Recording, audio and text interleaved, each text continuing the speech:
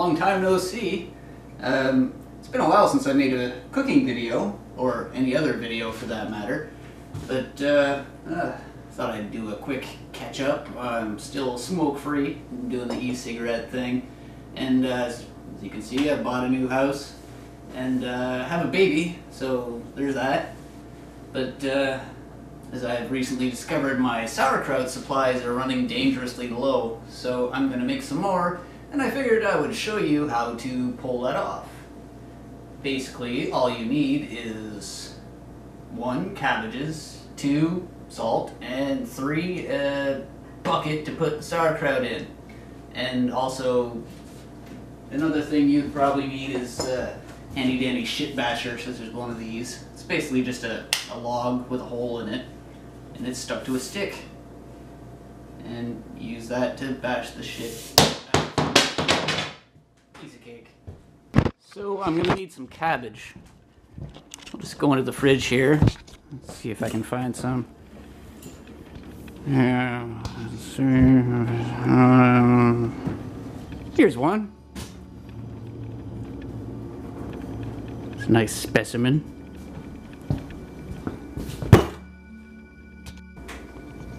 So, as I said, in addition to the cabbage here, you're also going to want some salt.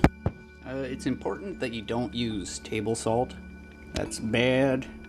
The iodine in the table salt will make this not work.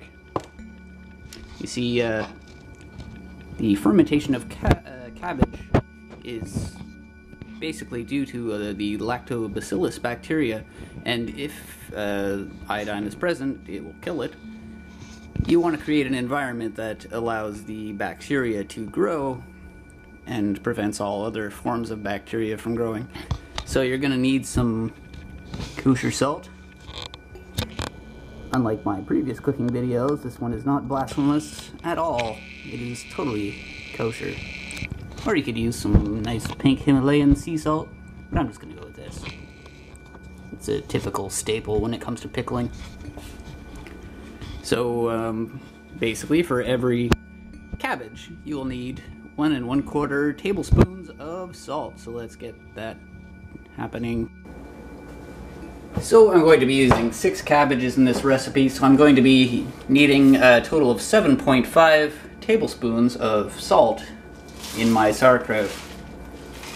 We'll just fill that up here. We'll call that 1. There's 2, 3, 4, 5, 6, 7. And I'm gonna throw some other stuff in there, so we'll do another half tablespoon or so for good measure. Alright, on to the preparation. So with the cabbages, the outer leaves tend to be tough, so we're going to remove them. I'll take the first few outer leaves off of the cabbages and set them aside because we'll be using them later.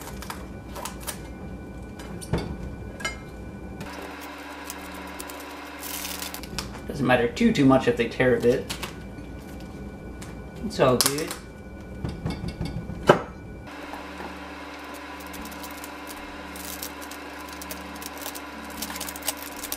Seems to be pretty fresh in there, so that's enough outer leaves off of that one. I'll grab a different cabbage now to extract the leaves from that one.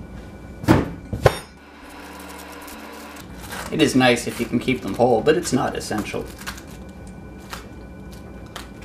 Basically what we'll be doing with these outer leaves is they'll be forming a cover over the top of our sauerkraut vat, and that will help to keep junk out of the nice tasty sauerkraut.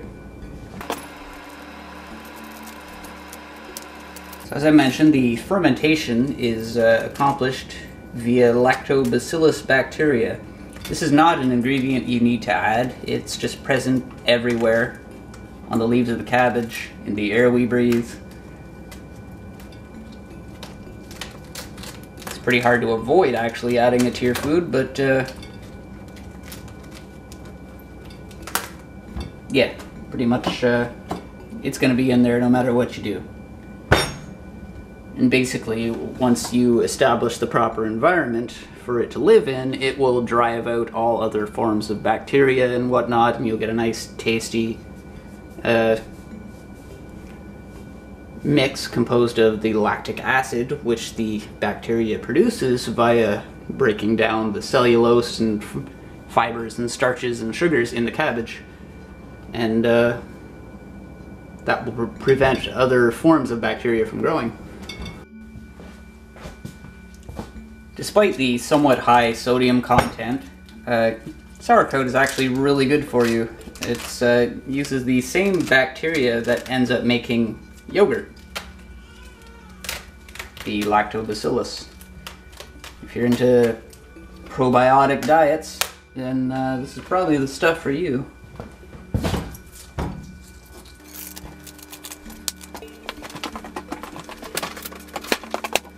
Never have too many of those beneficial gut flora going on.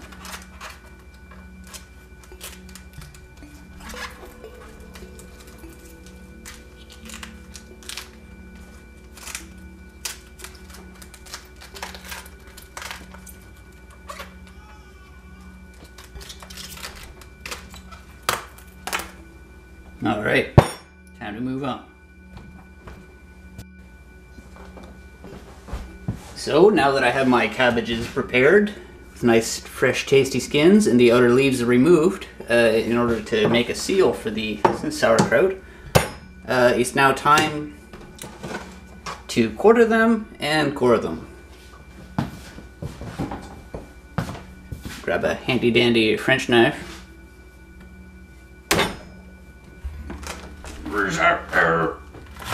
Cut that puppy in half.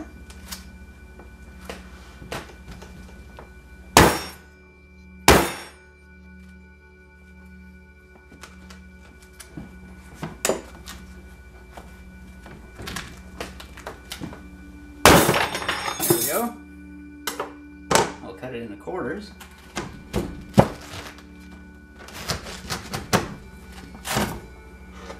And simply, this core section here, we want to cut that out.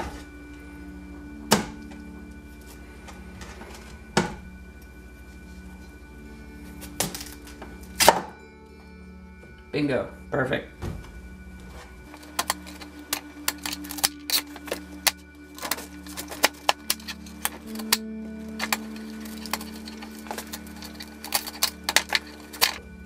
Perfect. So that's one cabbage done. 6 more to go.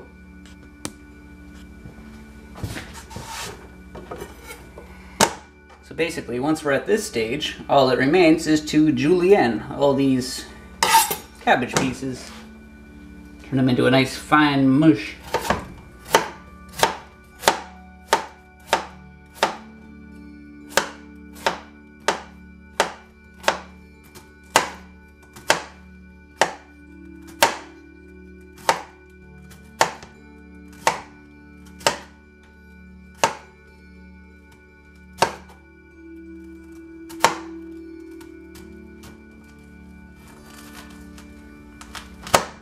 Basically, you want to chop them as finely as possible. And that will help to release the juices we need to ferment the sauerkraut.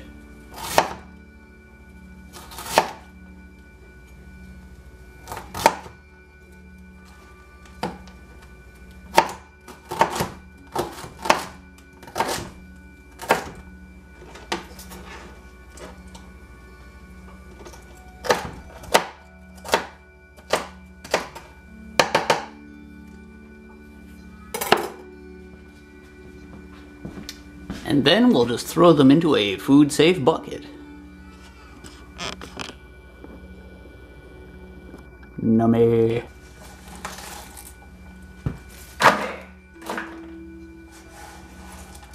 Play it.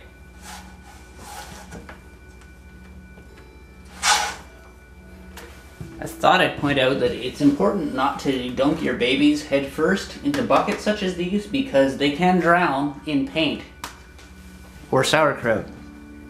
Last thing you want is for your baby to drown in sauerkraut. So, to this, I'm just gonna take a pinch of my salt mixture here, a mix of salt, and just sprinkle that on top. Easy as that. So now I'll just continue chopping this up until it's all gone. All 6 cabbages worth.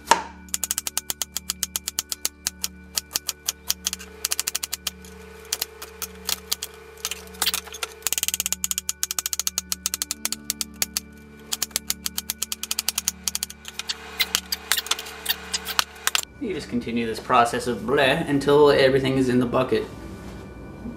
Oh, by the way, that has to be a food safe pail, not just your standard plastic pail.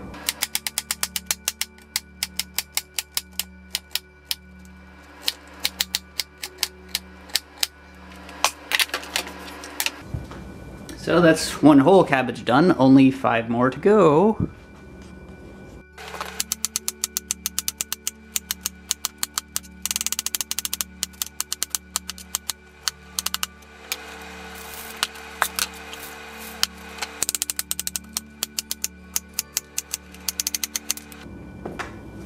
Bleh.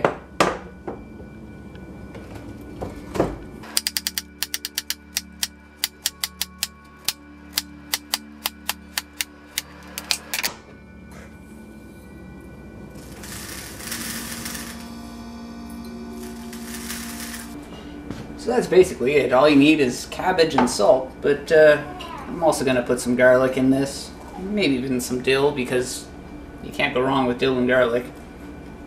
And if your girlfriend happens to be demanding too much sex, you can always throw in the dill and garlic. My girl, good kitty, likes to refer to this as kitty repellent, so it's an option.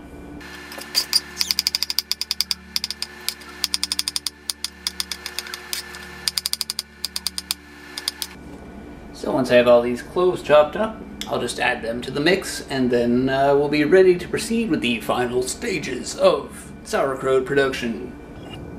So I now have my 5-gallon pail, food-safe pail, of cabbage filled. The final thing I'm going to add, final for now, is a little bit of dill, because dill is awesome. Can't go wrong with that.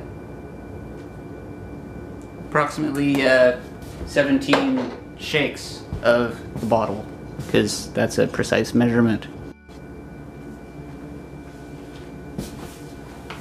So I have all my cabbage chopped up and placed in the pail, along with some herbs and spices and garlic things.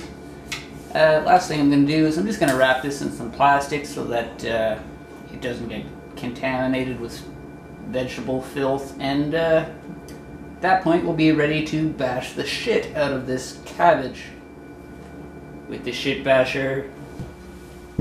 So now that I have my shit basher wrapped up in this hermetically sealed package here, I'm now ready to bash the shit out of the cabbage. Basically I just took a plastic bag, hi kitty, you just smoke, eh? And wrapped some tape around the haft of it so that it's securely attached. And we will now commence bashing shit.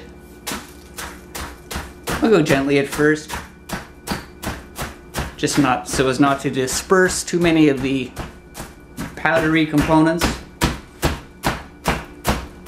But yeah, basically that's it. You just bash the shit out of this stuff, and eventually you have sauerkraut in several months' time.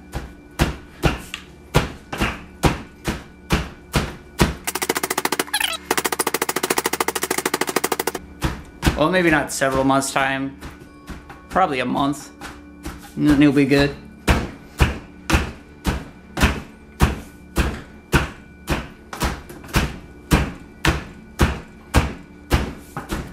But the idea is to keep bashing this until you get a good amount of liquid.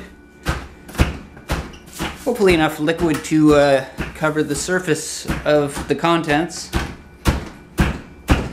And that prevents any bacteria from penetrating in and fungus from penetrating in.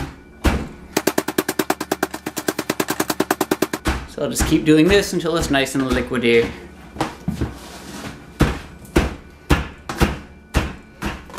God, it smells awesome already.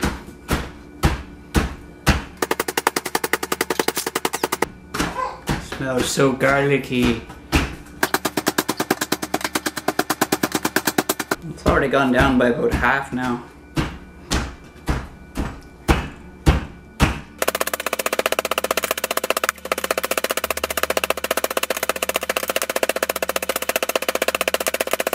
Does it ever smell good?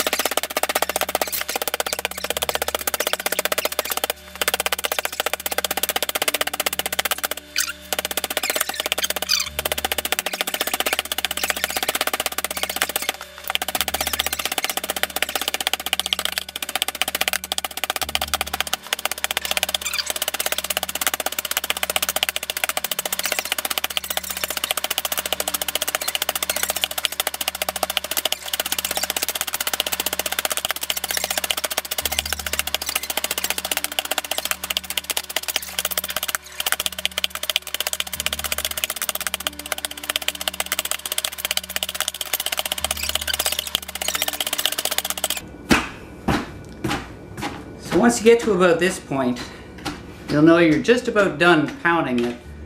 It's like when you hit it, the shit basher actually penetrates to the bottom of the mash. Whoa, and occasionally you'll get stuff splattering all over the place, which is something you want to try to avoid. But once it's at this glorpy kind of splotchy stage, and you know you're getting some juice out of the cabbage, which is what you're going for. I'm just going to keep this pounding this a little bit more until I get more juice out. And then we'll be ready for the final phase.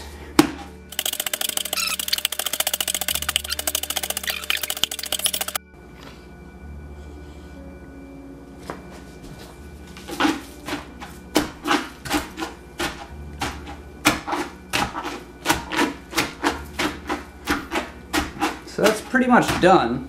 Once you get it all kind of sloppy and splurgy, whoa, jeez, splurgy like this, then you're pretty much ready to proceed with the final step, which is sealing it off and getting it ready for the month-and-a-half long fermentation process. As you can see, this pail has gone down from pretty much being totally full, and I've compressed it down to about 1/3 of its volume. So now what I'm going to do is just squeeze it all down and apply the leaves on top to seal it off, and then we're pretty much good to go. But you know me, since I don't like to do things normally or easily, I'm going to add some other things to this just to make it fun. Namely, I'm going to throw an apple in there because I hear people do that. Secondly, I'm going to throw some cucumbers in there because I want to try making some brine pickles. And finally, yeah, that's about it. Apple and cucumbers. We're going to end up with pickled apple and pickled cucumber. And that should be just fantastic. But yeah. It's all soupy and done now, so we're ready for the final step. Let me take that out of there.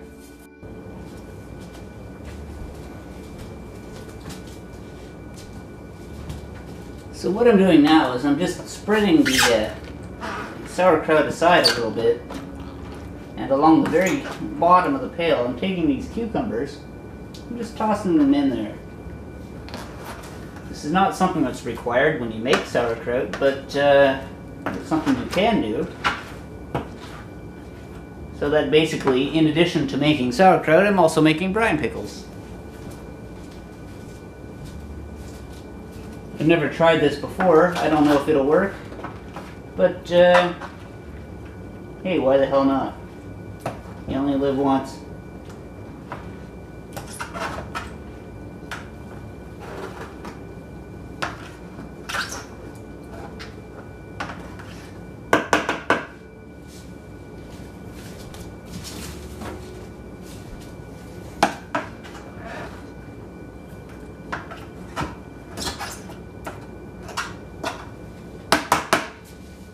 if anything, these pickles will, or cucumbers I should say, should help to add to the volume of the solids, and they will help the liquid to rise higher in the jar without having to work more at pounding it.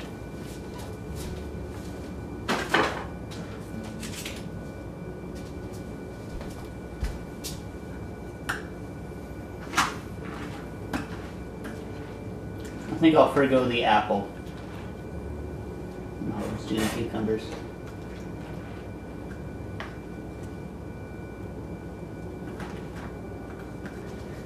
Alright, now that everything's ready, I'm just gonna switch from bashing mode to compressing mode and squeeze all the stuff down as hard as I can into the bottom of the bucket. What that'll do is just cause the liquid to rise to the top. That liquid being one of the most important parts of making sauerkraut.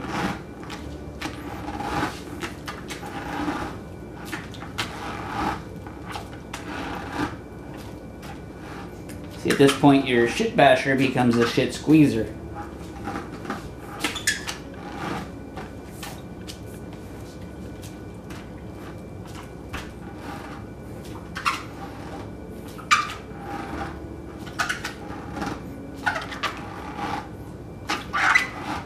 So basically, once the stuff begins to ferment, anything below the liquid will become fermented and nice and tasty, and will be converted by the lactobacillus bacteria into nice tasty lactic acid and tasty cabbage. But everything above the liquid boundary will rot, and you don't want that. So over the next several weeks, what I'm going to be doing is just making sure that any foam that rises to the surface, or if in the odd chance that some liquid does evaporate and the cabbage is exposed to the surface, I will just add a little bit of water to raise the water level. Or in the case of foam, I'll just scoop it off with a spoon and allow it to continue fermenting. And basically that's it. That's how you make sauerkraut.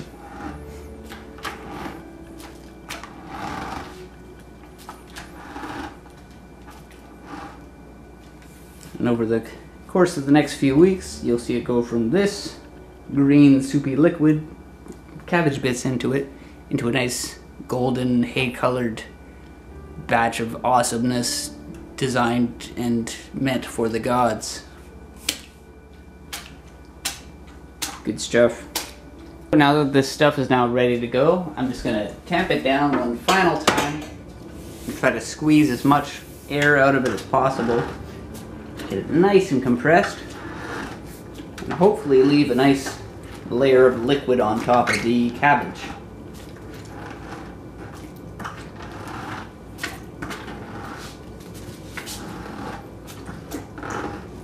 Now I'm going to take the leaves that I set aside earlier and place them across the surface. A nice kind of flower pattern. Make sure you wash your hands before you do this, obviously. I'll just take the stems of the leaf and place them against the side of the container and kind of push them in.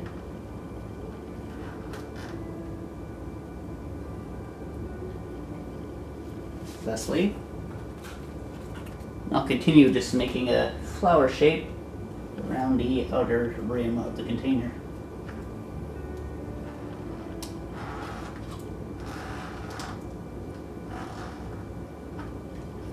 I should probably take off my wooden ring if I'm going to do this.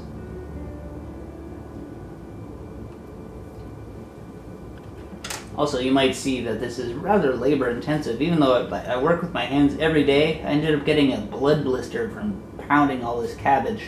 So, I don't know, take it easy, take your time, because you don't want to end up getting a blood blister. That frickin' sucks. Anyway, I'll just continue taking these leaves and spreading them around.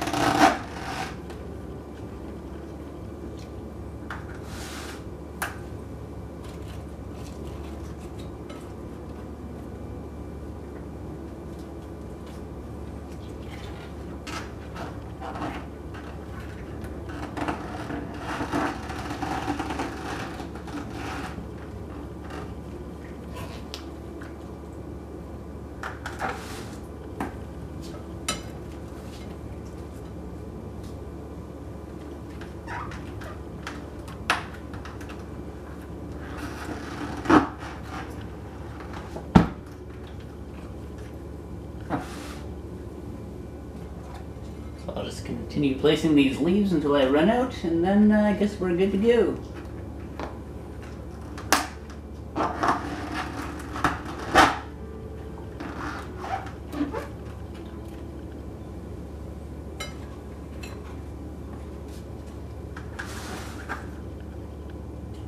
So here's the last one.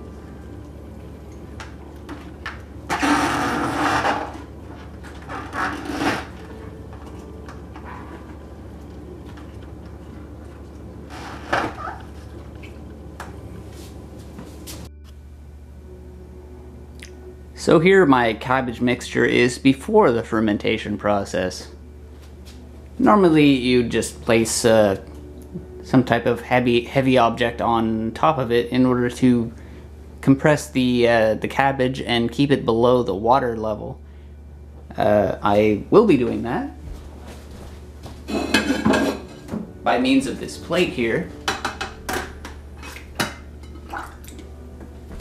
But in addition to that, instead of just a heavy object, I'm just going to take another 5-pound bucket of fluid and place that on top of that, and that will weigh everything down, and that should work just fine.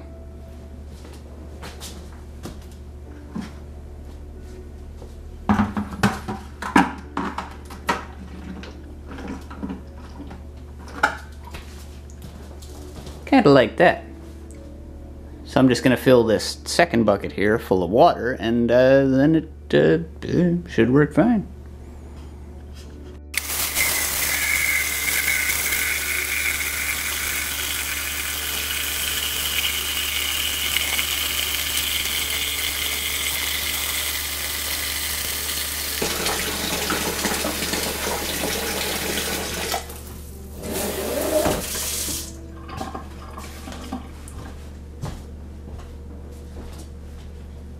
Alright, so I put about, I don't know, 4 gallons or so of water in that pail, and that should be enough to weigh everything down.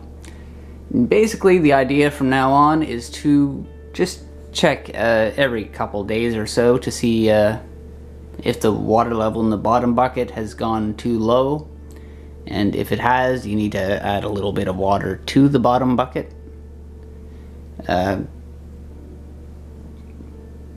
Basically,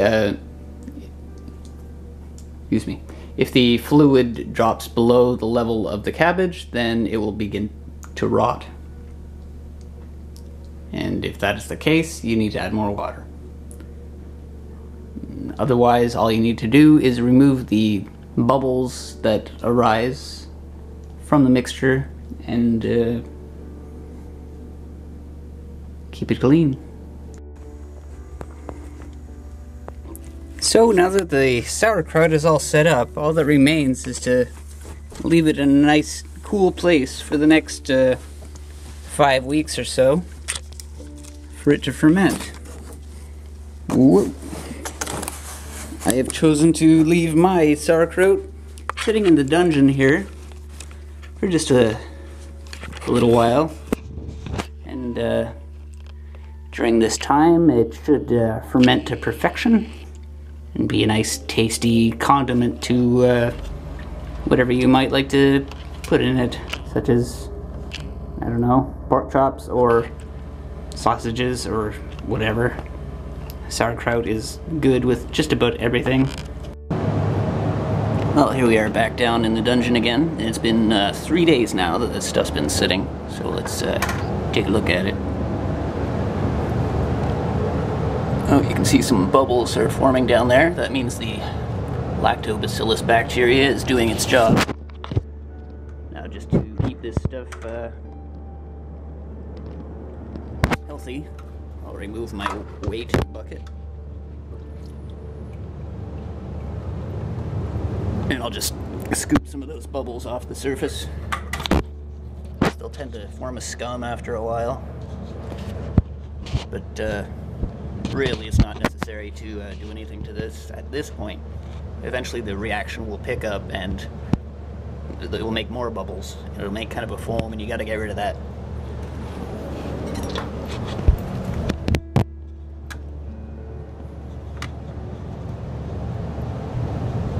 Basically, that's what you do. Try to get as many of the bubbles out as you can.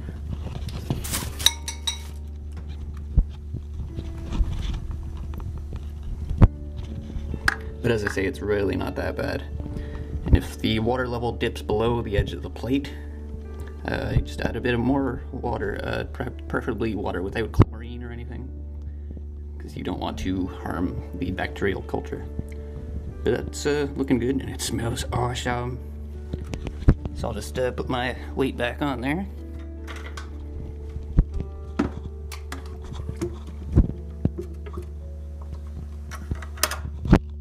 Press it down. Oh, does that ever smell great? I can't wait to eat this stuff. Still gonna take about another 3 to 4 weeks for it to be done. But I'll definitely be showing you what that looks like once it's ready. Thank you for watching, YouTube. Happy sauerkrauting.